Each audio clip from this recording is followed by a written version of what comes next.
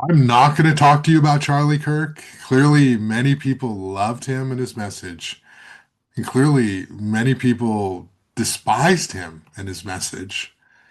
It's not my job to tell you what to think or to change your mind, but I'll tell you what the aftermath of Charlie Kirk's murder has taught me, or I guess reminded me of what I already knew, and that's that the internet and social media can be a horrific place to be. And there's so much overuse and abuse of social media, and it's really dividing this country and tearing this country apart. And we need to figure out a way to learn how to disagree with each other and either walk away or not want to destroy our enemy. No one benefits from that kind of an attitude. I guess everyone has their moment of breakup with social media. My friends usually drop it for a few months, maybe a year, and then they'll start again, rejuvenated, cleansed, if you will, ready to start over and then repeat the cycle again in a few months. Some of my friends cut loose Facebook for a few months and then move over to other social media platforms. Many people have dropped X and did so when Elon Musk became shameful to support. They're the kind of people who have the bumper stickers that say, I bought my Tesla before Elon went crazy. Can you imagine living in a world where you have to publicly justify why you bought a certain kind of a car? You know, these people have gone over to Blue Sky, I guess, in social media because it's a safer place or it's a place with more like-minded commentary and individuals. It's a common thing to have a social media realization where you take a break. And I guess I had mine in this aftermath of the Charlie Kirk murder.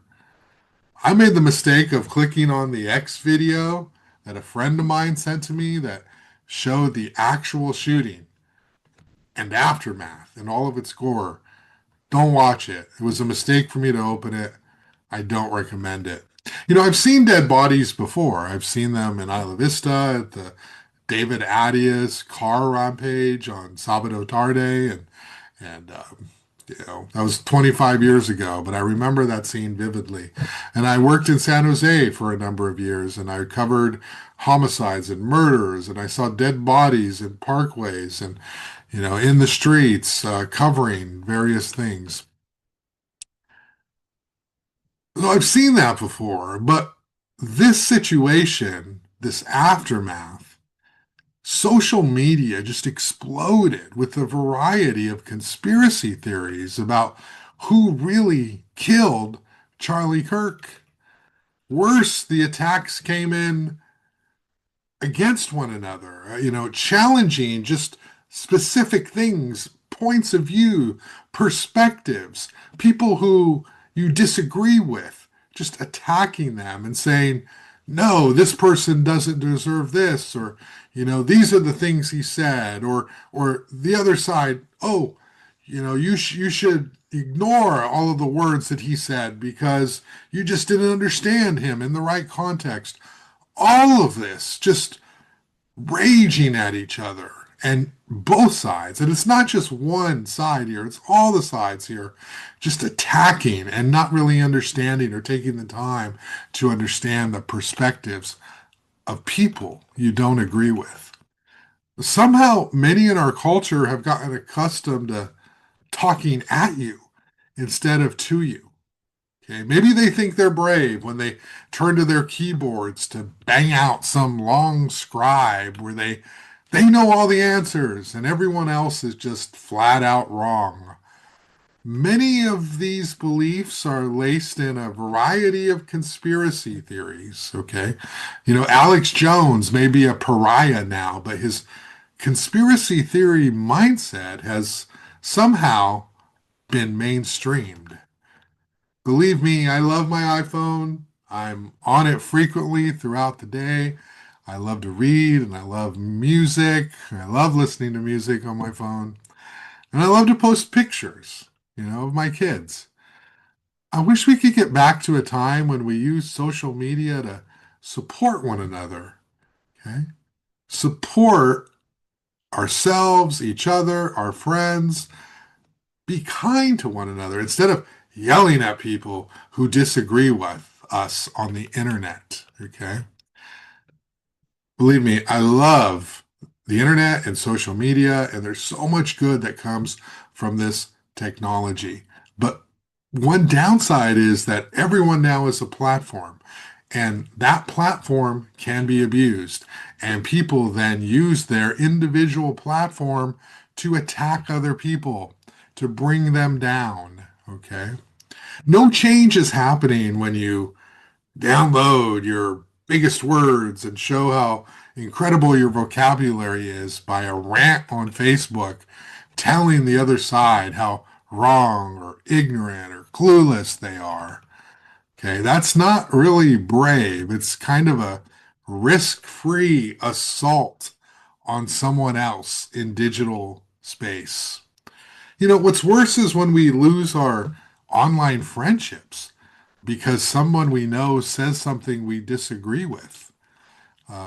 That's much worse. Like we can't even agree to disagree sometimes with people we know in our own lives, and that's a sad situation that we're in. The internet is not real in the sense that it does not usually cultivate real relationships. You can watch all the TikTok videos of your favorite influencers, and they probably aren't going to be there for you on your darkest day. Hopefully, your friends in real life will be. I wish people would talk to each other more, put their phones down, have a conversation with one another. I was around before the iPhone was created. And when you arrive somewhere amid a group of people, you talk to them. You were social. You had to force yourself to engage with someone. Or, you didn't. You can be an introvert. You don't have to be the life of the party. Just sit in your thoughts, self-soothe, critically think, plan, remember, analyze. Those are all good things. Those are all things much better than reaching into your pocket and pulling out your phone and looking for your message or going onto social media or scrolling or disappearing into your own isolated world. That may seem like a safe place, but it is a very dangerous place. Most people have forgotten how to develop real relationships in real time, or worse, don't know how to resolve conflict in real time with people they disagree with. Okay. Now, I'm a big supporter of the First Amendment, right? Unconditional free speech, of course. We should not be stifling our free speech. In fact, what I'm saying is we need to hear what everyone has to say and learn how to converse about that instead of trying to stifle them. And on these social media spaces, people say the most horrific things without accountability. And that's not a real conversation. Social media encourages isolation, one-way thinking, affirmation of bias and opinions, and it creates a false sense of connection with other people. For many people, our devices have become emotional lovers. It's where we turn when we're lonely. I wish we could get to a place where we could promote ourselves on social media, our families, our friends, okay? Encourage others to do great things on social media. In journalism, smartphones and social media and citizen journalism, these are great things, right? These are amazing things. They allow us to go into these spaces and capture stories instantly in real time, anywhere in the world, in places where journalists are not allowed, where we don't have a First Amendment, where journalists have to risk their lives to tell stories. The iPhones and the instant video allow journalists and citizen journalists and just anyone to share important, incredible, compelling video. And that's important. We need to tell those stories. But our reactions to those stories on social media are dismal and just beneath us as a human race. People don't believe what they see anymore. Okay. Everything's a conspiracy. Nothing makes sense, or somebody's all wrong if you disagree with them. There's nothing to be learned from somebody you disagree with. Right? These are the terrible attitudes that we have on social media. You know, and we talk about legacy journalism and things like traditional media. The truth is people aren't even reading anymore to have an informed opinion about what is real or what isn't. Some people, they don't read the full stories or watch full videos. They just look at the headlines and a few seconds of the video and start typing. I mean, I see this all the time when you share a story on Facebook. People don't read the story. They're literally commenting on 8 words in the headline and they think they know everything. Okay. This is just ridiculous. It's surreal. Say what you will about the New York Times, Washington Post, LA Times, Wall Street Journal, whatever legacy media, but that content is at least vetted. Sure, there are mistakes and, bias happens, but no system is perfect. A vast majority, nearly most all of the content is true and accurate as the journalists know it to be on that day, at that moment of publication.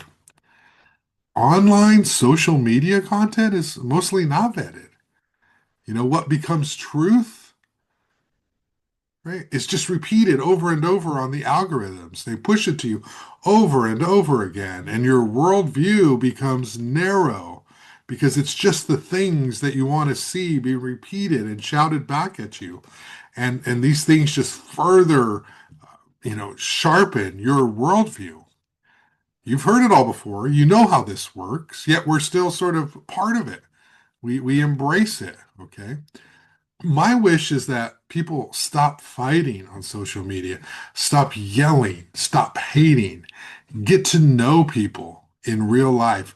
You may seem powerful in the moment that you're attacking someone who disagrees with you or somebody who you think is like the worst possible person on the world. You may seem brave by doing that on your keyboard, but what's really happening is that your behavior is contributing to the overall erosion of standards and what constitutes truth and decent behavior.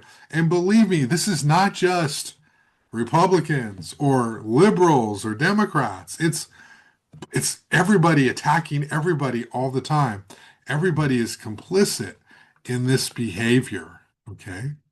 If you don't like something or you don't understand something or you violently disagree with someone or something, either go out into the real world to meet people and create political or social discourse that maybe will influence policy and trends, or you could just ignore it. It's okay to ignore things you disagree with. And that's not a statement out of privilege. That's a statement out of be bigger and be better. You don't need to give oxygen and life to anything that you don't agree with. Just ignore it. The best success is living well. Do your own thing. You don't need to bring people down on social media because you never know who you're hurting. You never know what space those people are in. And just because they disagree with you on an issue, or even if it's the most fundamental thing you believe in, right? It is I will not compromise on my worldview on this issue. We have to acknowledge there are other people in the world who feel differently than you. So if you're not going to convince them and you can't be convinced, ignore them. That is the best way. We don't make things better by violently arguing with people. And just because we're not doing it face to face on social media, it does not make it any better. In fact, it's as bad, at least, because it lives forever right there for everyone to see. And then other people chime in. Not an argument in your car with somebody on a road trip. Everyone chimes in, and then it becomes this mob mentality. And then, oh, I'm going to outdo you, and I'm going to outdo you. And meanwhile, none of these people know each other. And it's just a ridiculous waste of energy and time, but it hurts people. And that's the problem. At the end of the day, you have the most influence on the people in your own lives, in your own circle, your family and friends. Engage with them. Engage with those people in the real world. Eliminate, reduce the amount of time you spend on social media arguing with idiots or strangers or all these labels that you and we put on people. Just ignore them. They will go away. Don't feed the trolls, right? You don't let them know. Okay? Don't give them that power. You give them power when you get upset. Just ignore. If we all spent less time on our phones and more time in the real world, we probably would learn to hate the other side a little bit less. And that's at least a start to unwind this untenable situation that we are in. Right? Try to have real conversations with real people that are not performative. Every time you do something on social media, it's performative. Even the nice, happy photos of yourself, they're performative. But it's much better to be performative about happiness and positive things that you're proud of, that you want to share with the world, than it is to engage in digital violence because you are trying to look good to some shadowy world that you have no connection to. We need to stop the performance arguing because it really hurts people and it does not contribute to any sort of higher level of intelligence in our society. Agree to disagree. Agree to be uncompromising in your beliefs. Stay strong. Stay steadfast. Believe what you believe, but don't try to destroy other people in this digital space just because you don't understand why they think what they think. It's a disastrous situation that we live in. If you want to know what I think of Charlie Kirk, you're more than happy to ask me in the real world when you see me in a non-performative setting, and I will tell you what I think. But we all need to treat each other better in these social media spaces and just put the phone down, use it less, and talk to somebody because even if I disagree with someone, there's got to be 1% in there that I can learn something. And that is a start and a good lesson for all of us. Please visit SantaBarbaraTalks.com. Have a great day.